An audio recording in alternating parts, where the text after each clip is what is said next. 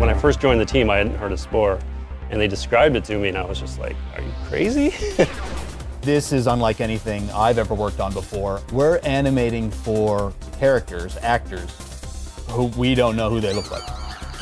Because we wanted the game to be very different, very procedural, and very based upon the user's creativity, we faced a number of significant technical issues about how can we do procedural animation, procedural texturing, things like that. How do you deal with a creature that needs to animate that we don't know what it's going to be before it gets spit into the game? Working on The Sims wasn't easy at the time, but now in hindsight, you look at it and it's like, well, everything had one head, 2 arms, 2 legs. In The Sims, you're a human being, you're a person. In Spore, you're a tentacled monster with an eyeball in the back of your head and a mouth on your arm. In most games, you have standard content, so you can design it up front, and then you have artists who are really, really good at this stuff go ahead and build a model, rig it, texture it, and do all those things. In Spore, we want to give the player the ability to make kind of new and cool things themselves instead of having it be canned content that they get from us. We give so much free will to the player, both in how they build things and what they look like and how they play the game. I've never really felt myself as a storyteller at all, and in fact, I've always been more interested in extracting the player's creativity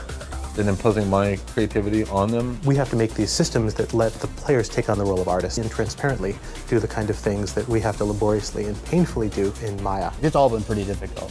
Starting from scratch on just about everything. We've basically created this system that lets you put pieces together in a way that's really intuitive and easy for anyone to do. Well, I can make a creature just by grabbing a limb and whacking it onto the side of a creature, and all of a sudden the mesh seamlessly, smoothly regenerates around that surface. So we have to do things like procedurally skin and weight the skin for a creature when a player kind of just sticks a limb on. The different creature mouths, the different hands, the different body shapes and configurations that you can put them in. These are all pre-authored, but the user feels like they're making the decision because no matter what they choose, everything's going to look good because we planned it out that way. You can create something, a creature, a model that looks something like a Pixar artist would make over a, several-week period in the matter of minutes. Already with just the small group we have here building stuff in the editors, it's always surprising me kind of what we can do. Spore gives you a little taste of what it's like to be a modeler and an animator and a creative artist in the game business.